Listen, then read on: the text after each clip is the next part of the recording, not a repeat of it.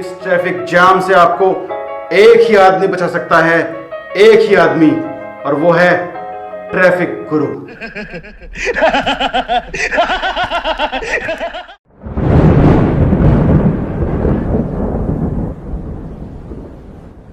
देखिए, अब ईस्ट दिल्ली की एक और बहुत कंजेस्टेड रेड लाइट पर हम आ गए हैं और वो है लक्ष्मी नगर की रेड लाइट। यहाँ पर आप सामने देख सकते हैं कि जो उधर वाला ट्रैफिक अगर हम देखें तो वहाँ पर वो ज़ेब्रा क्रॉसिंग से कितना आगे निकल कर खड़े हुए हैं और अभी तो शुरुआत है। वो धीरे धीरे जो पीछे से भी और व्हीकल्स आएंगे वो और आगे निकल के खड़े होंगे और जो ये ट्रैफिक इधर से जा रहा है उसके बीच में कुछ हद तक वो रुकावट पैदा करेंगे। देखिए, एक गाड़ी आ गई है, एक बाइक आ चुकी है और साथ ही साथ आप देख सकते हैं कि बीच में पैदल चलने वाले लोग भी कितने ज़्यादा हैं यहाँ पर, जबकि फुट ओवर ब्रिज बना हुआ है ऊपर से।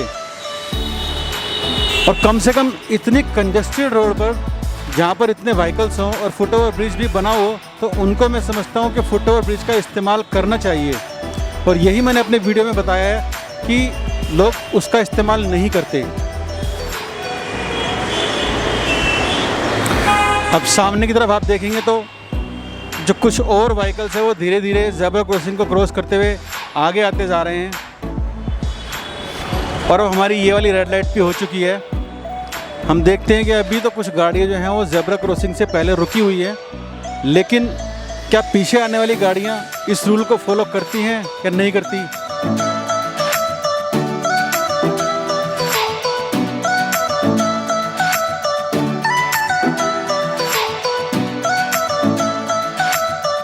ये सब वो रेड लाइट्स हैं जहाँ पर हमको कुछ समझ नहीं आता कि किसको किधर जाना है, क्योंकि लोग पैदल भी चल रहे हैं और पैदल चलने वालों की तो कोई डायरेक्शन ही नहीं होती। वो लेफ़्ट से राइट भी जाते हैं, राइट से लेफ़्ट भी जाते हैं, स्ट्रेट भी जाते हैं। और अब यहाँ पर हमारी बाइक्स आनी स्टार्ट हो गई हैं जो कि साइड से निकल के, जैसे मैंने पहले बताया था कि वो लोग पीछे नहीं रुकते, वो साइड से निकल के जहाँ से भी जगह मिले वो कोशिश करते हैं कि सबसे आगे आकर रुक जाएँ।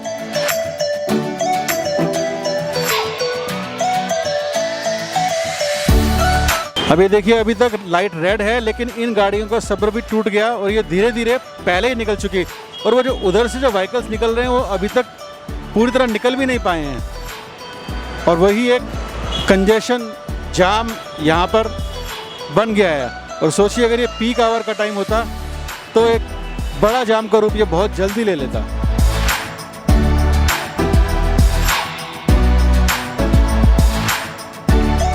अब देखिए, यहाँ पर ये व्हीकल्स हैं रेड लाइट पर रुके हुए हैं। कुछ व्हीकल्स ज़ेब्रा क्रॉसिंग से पीछे रुके, लेकिन जो और व्हीकल्स पीछे से आए वो धीरे धीरे आगे निकलते चले गए और उनकी देखा देखी बाकी व्हीकल्स को भी मजबूरन थोड़ा सा आगे बढ़ना पड़ता है, वरना पीछे वाले व्हीकल्स हॉर्न बजा बजा के उनको तंग कर देते हैं।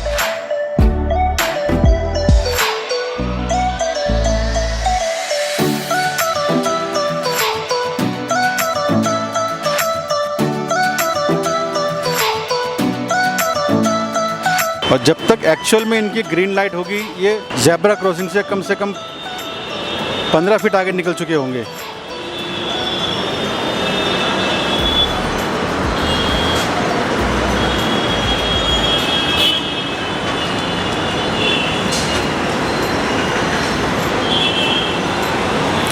और इसमें खास बात है, आप देख सकते हैं कि ये ट्रक इसको राइट मोड़ना था लेकिन ये कौन सी लेन से आया है।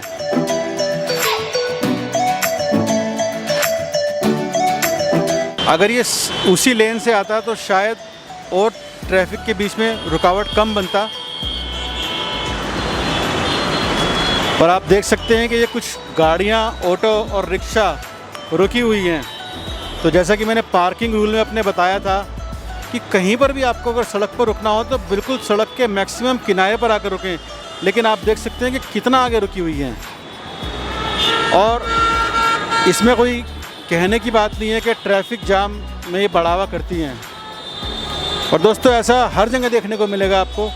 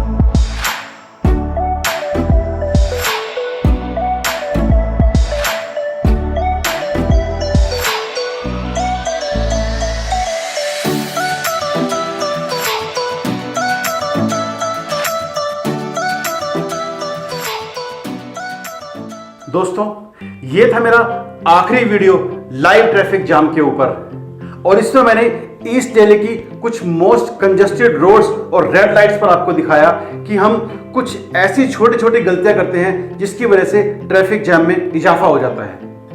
और ये वही गलतियां हैं जो कि मैं अपने पहले 5 वीडियो में आप लोगों को बता चुका हूं। और ऐसा नहीं है कि ये सिर्फ ईस्ट दिल्ली में होता है, ये दिल्ली में कहीं भी, बल्कि पूरी इंडिया में आप कहीं पर भी हम लोगों को ये गलतियां करते हुए देख सकते हैं, और इनकी वजह से ट्रैफिक जाम में इजाफा होता ही होता है। अगर आप चाहते हैं कि मैं आपके किसी एरिया में आकर आपको ये रिकॉर्ड करके दिखाऊं, क्या वहां पर भी ऐसा ही आप लोग बिहेव करते हैं, तो दिल्ली एनसीआर के एरिया में अगर पॉसिबल हुआ तो आप मुझे कमेंट सेक्शन में लिख के दें। मैं आकर वहां पर रिकॉर्ड करके आप लोगों को दिखाऊंगा कि हम हर जगह यही गलतियां करते हैं, चाहे वो कोई भी एरिया हो।